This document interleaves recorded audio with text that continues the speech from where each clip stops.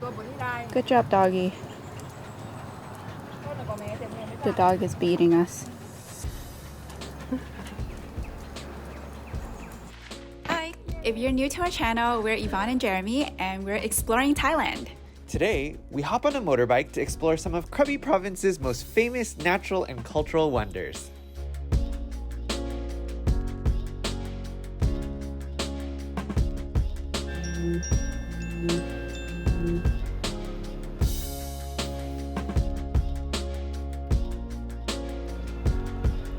Good morning, everyone. It is almost sunrise, but we have 1,200 steps to get to the top of Tiger Cave Temple. We've been greeted by some dogs. This is a very well-known Buddhist temple right outside of Krabi town, so let's go.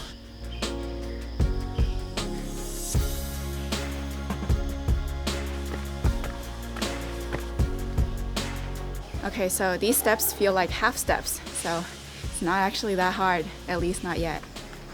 Okay, never mind, I spoke too soon.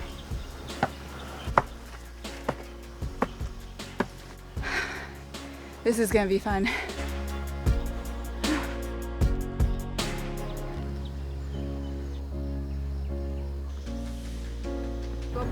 Good job, doggy. The dog is beating us. I'm sweating bullets and I'm sleep deprived, and every time you turn a corner and you think you're almost there, you're not.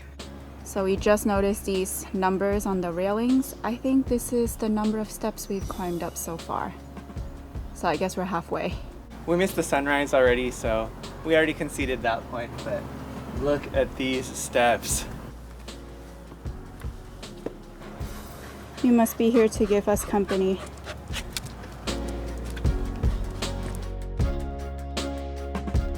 $9.99. 1,000. All right, 200 more to go. 1,000 suddenly feels like a lot more than 800 something for some reason. All right, almost there. Woo.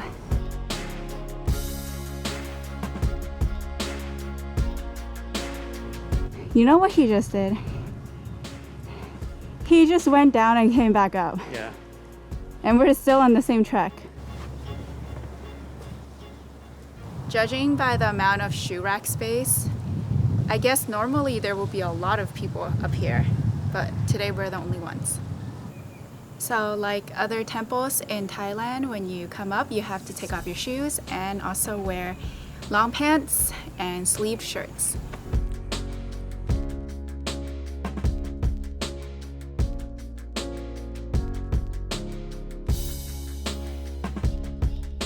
So we've climbed up 1,260 steps to come up. Some steps actually feel like 3 steps combined, and some steps were so narrow that our feet won't even fit.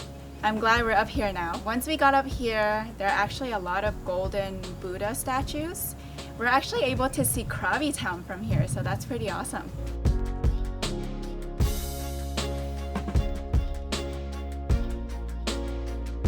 Once you get up here, the views are just unparalleled, and just to be able to see the surrounding area from every possible angle, walking around, it's really priceless.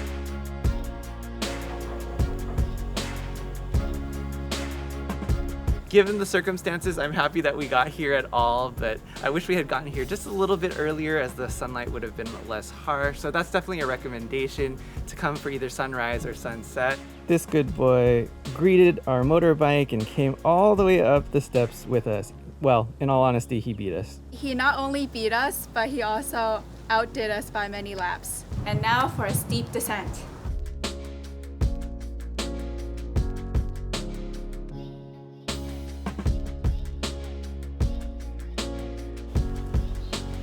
Towards the end, we saw a lot of monkeys, so that's a good reward for finishing.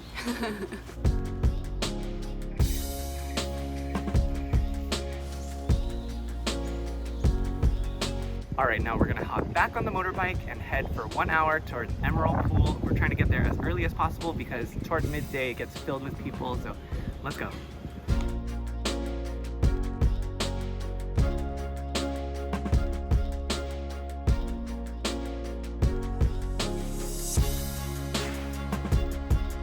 Motorbiking for an hour The hairs on my arms are tingling and all standing. And it's a weird sensation. I guess I wouldn't understand. I don't have those problems. And now we're here and we're visiting Emerald Pool and some other pools here. Again, there is a pretty big difference in the entrance fees for locals and foreigners.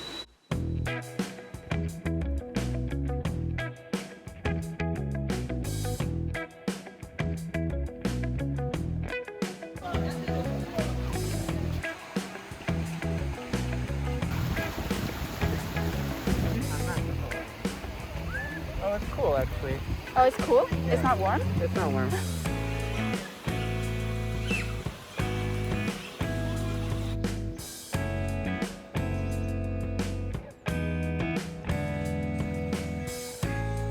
This is kind of funny because as I'm walking, I feel like I'm getting major deja vu. What I'm seeing right now reminds me of Yellowstone and the geothermal features and the hot springs and the bacteria mats.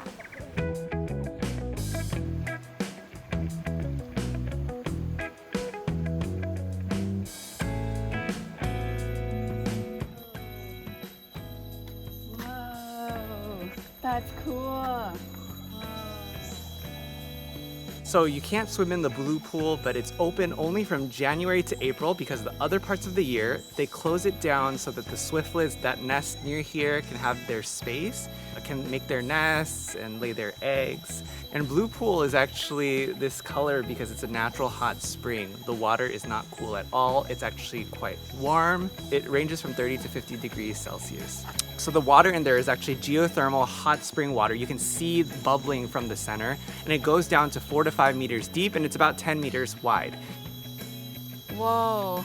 Okay, so this is actually the start of Emerald Pool. So the water from here actually flows all the way down to Emerald Pool. That's kind of crazy because we actually did walk a distance up to here.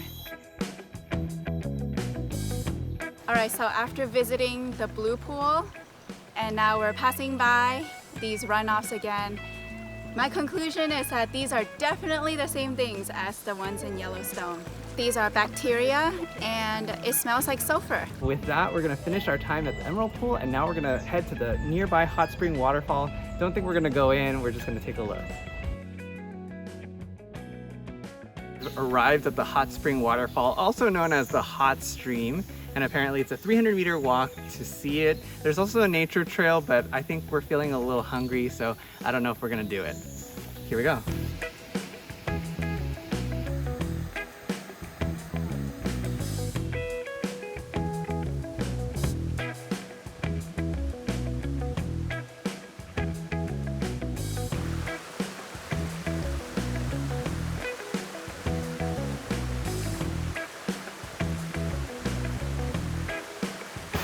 Nice.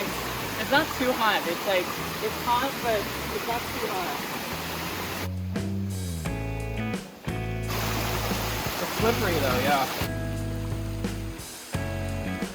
This was a pretty fun experience. We did feel like the price was a little bit steep for foreigners. I feel like our experience was better than what it could have been because when we got to the hot spring, there was only one person there, and then eventually she left and we got the hot spring to ourselves. So I can't imagine during busy season when there are lots of people, that area would just be really, really crowded, and I feel like that probably wouldn't be that fun.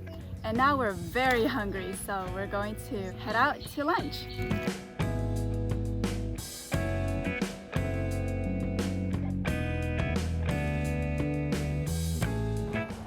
We've arrived at this cafe into the forest, and this is something else. Like, it's really in a forest and right next to some limestone cliffs. Crazy.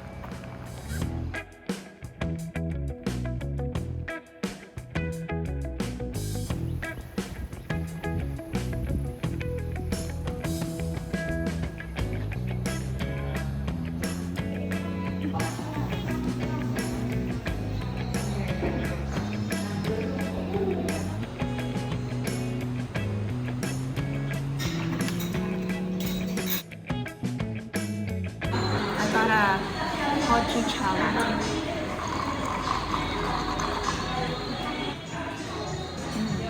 Oh, it's very good.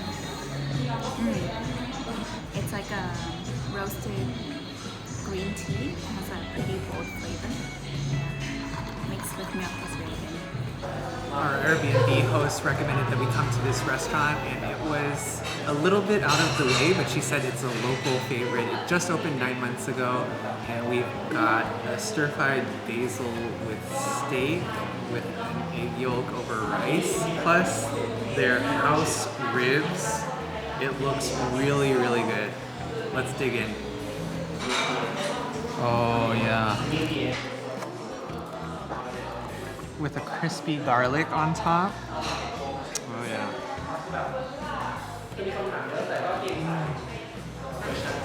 Wow, that is so good. The flavor, the cook, it's nice and tender. Plus the spices and herbs on top with the roasted garlic makes this all come together. It's really good. This is one of their signature dishes, and highly recommend. The fries are nice and warm. They're steak fry style, big wedges, and you can taste the potato. All in all, a really well-balanced meal and very delicious. The steak seems to be medium rare. Alright, so I have a little piece of steak and some crispy basil, and I'm not really sure what is underneath. Maybe it's stir-fried pork and some egg. So this is the perfect bite.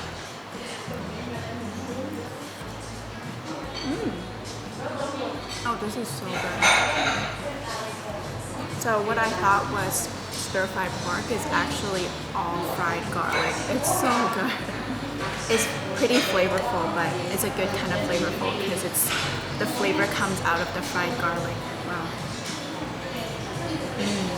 It's just a generous amount of fried garlic and fried basil. Wow, this is so good. That meal was absolutely delicious. Every single component was spot on. And it's a really nice cafe, an area to sit, chill, even do some work. We saw a bunch of people inside just enjoying a good time. There are a variety of different entrees, some fusion entrees with Thai cuisine, as well as lots of drinks and desserts. That being said, it is a little on the pricier end, so if you're looking for a splurge meal, this is definitely a nice place to come. And we can't even believe it's already 4 p.m. It's been a really, really long day, so we're gonna end the video here, head back, wash up, and try to get some rest and some work done. But hope you guys enjoyed this video, and we'll see you in the next one.